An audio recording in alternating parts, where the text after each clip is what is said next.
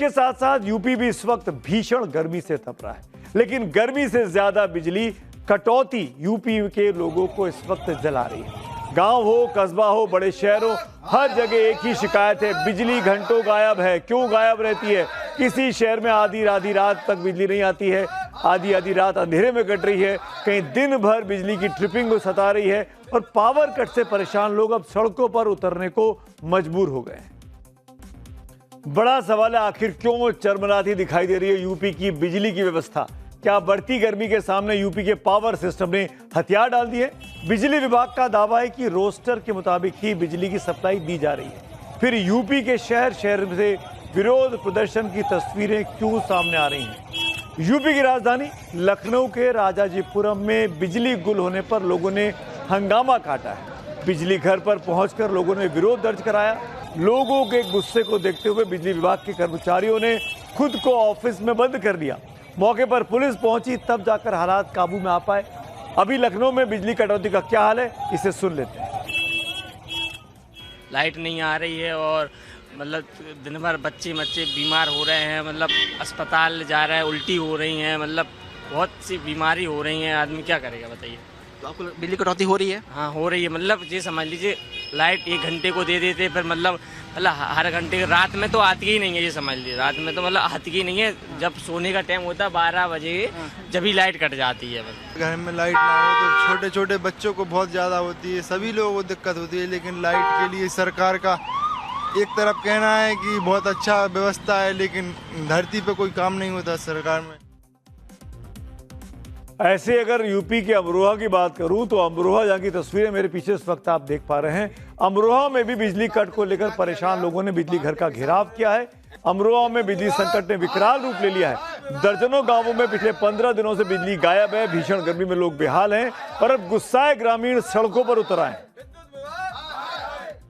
सिर्फ लखनऊ या अमरोहा ही नहीं, कानपुर, एटा, बरेली जैसे 2 दर्जन से भी अधिक शहरों से लोगों के विरोध प्रदर्शन की तस्वीरें सामने आई हैं। इस बीच यूपी में बिजली की मांग कितनी बढ़ गई है, इसे ग्रिड इंडिया के एक आंकड़े से आपको समझाता हूं। ग्रिड इंडिया के मुताबिक बिजली की हाई डिमांड में यूपी देश में दूसरे नंबर पर पहुंच गया है।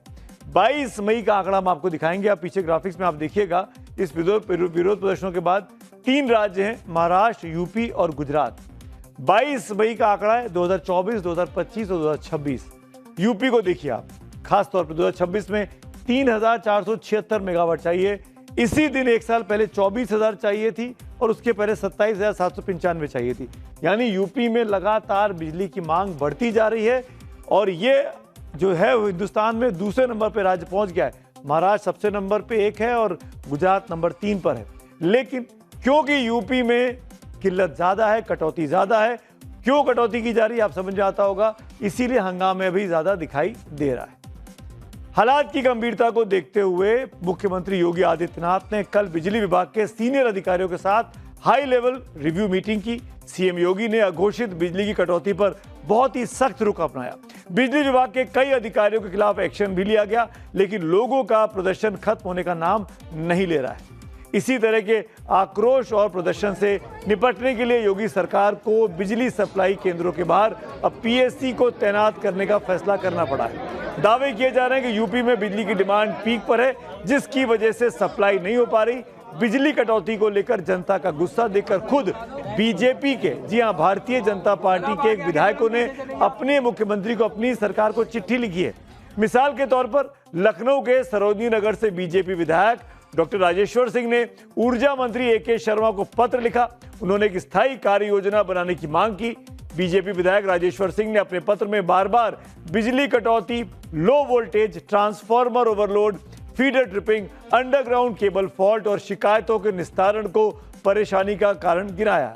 बीजेपी के एक और विधायक है संजीव अग्रवाल ने भी सवाल उठाए। उनका कहना है कि बिजली विभाग के अधिकारी योगी सरकार को बदनाम कर रहे हैं। बरेली में बिजली की हालत बेहद खराब है, लोग रात भर सो नहीं पा रहे हैं और अफसर आराम से बैठे हुए हैं। विधायक और जनप्रतिनिधि फोन करते हैं, लेकिन अधिकारी फोन तक नहीं उठाते। प्राकृतिक आपदा और विभाग की कम्युनिकेशन के गैप की वजह से जन समस्याओं का सामना करना पड़ रहा है। उन्हीं के कारण आज मैं 3 दिन पहले पार्टी कार्यालय पर भी बैठा था। विधायक हैं रूलिंग पार्टी के सिटिंग विधायक परेशान इसलिए हैं कि चुनाव में इनको भी जाना 6 महीने के बाद।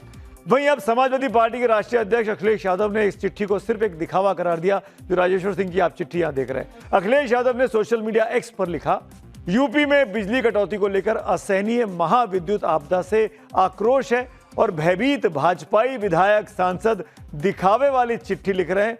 अखिलेश ने आगे ये भी लिखा कि बीजेपी विधायकों की चिट्ठी विपक्ष से टिकट के लिए आवेदन है, लेकिन जिन लोगों ने जनता को दुख दिए उनके लिए इंडिया गठबंधन में कोई जगह नहीं है। यानी बिजली संकट को यूपी के आगामी विधानसभा चुनाव से जोड़कर अब देखा जा रहा है।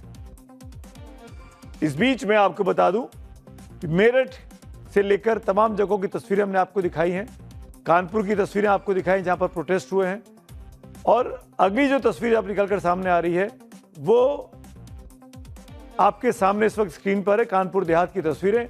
अखिलेश के तंज और विपक्ष के आरोपों पर यूपी सरकार के ऊर्जा मंत्री ए.के. शर्मा ने भी पलटकर वार किया है। सुनते हैं उनको। अखिलेश यादव की एक आदत हो गई है, चाहे कोई भी मौसम हो, बोलते हैं ना कि बिना मौसम के रोना भी कोई रोना है, तो ये अखिलेश यादव बिना मौसम के रोने वाले व्यक्ति बन गए हैं। उत्तर प्रदेश के इतिहास में हम सर्वाधिक बिजली आजकल दे रहे हैं, पिछले 4 वर्ष से दे रहे हैं। इतना ही नहीं, देश के इतिहास में हमारा उत्तर प्रदेश पहले निचले पायदान पे हुआ करता था बिजली देने के मामले में, आज हम नंबर 1 के स्टेट बन करके उभरे हैं सबसे ज्यादा बिजली देने वालों।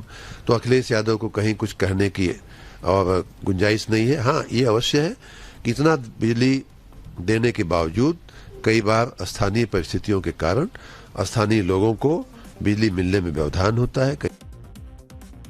अखिलेश यादव का जवाब तो शर्मा जी दे रहे हैं, लेकिन राजेश्वर सिंह की चिट्ठी का, संजीव अग्रवाल की बातों का जवाब उन्होंने कम से कम इस साउंड बाइट में तो नहीं दिया। आगे जाके वो क्या जवाब देंगे अपनी पार्टी को, ये शर्मा जी पर डिपेंड करता है। आगे बढ़ते हैं आज की एक और बड़ी स्टोरी की ओर।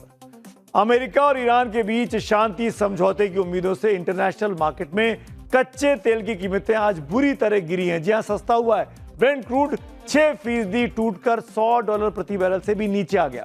लेकिन विडंबना देखिए, बिल्कुल उल्टा हमारे देश में हुआ। आज ही हिंदुस्तान की 140 करोड़ जनता पर महंगाई का, पेट्रोल डीजल के बड़े दामों का एक और चाबुक चला है, जिसने घर का बजट इस गर्मी के मौसम में झुलसा दिया है। पश्चिम एशिया में लगी आग की लपटें समंदर पार कर सीधे आपकी रसोई तक पहुंच गई हैं। असर अब आपकी जेब पर पड़ रहा है। सवाल है, जब ग्लोबल मार्केट में तेल सस्ता हो रहा है तो देश में ये महंगाई की आग क्यों लगी है? तस्वीर बिल्कुल साफ है। पिछले सिर्फ 11 दिनों के भीतर पेट्रोल और डीजल करीब 7.5 रुपए प्रति लीटर महंगे हो चुके हैं।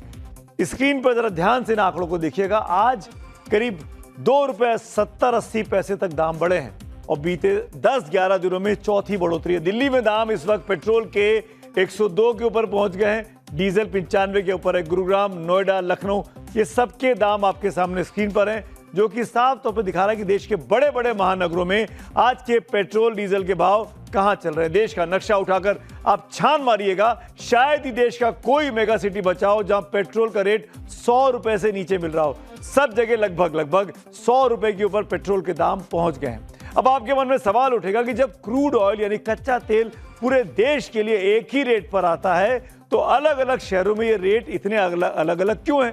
तो इसकी वजह वैट यानी वो टैक्स जो राज्य सरकारें अपनी मर्जी से इस तेल पर, पेट्रोल पर, डीजल पर वसूलती हैं। यानी केंद्र का टैक्स अपनी जगह, राज्यों का टैक्स अपनी जगह, और इसीलिए आम आदमी इन दोनों टैक्सों के बीच में पिस रही है तो देश की बेबस जनता। इस महंगाई के खेल की क्रोनोलॉजी और इसकी टाइमलाइन को भी आपको समझना इस वक्त बेहद जरूरी है। जरा फ्लैशबैक में आपको लिए चलता हूं और देखते हैं कि पिछले 2 सालों में सरकार ने आपको कैसे सुकून दिया और फिर अचानक कैसे झटका लगा है।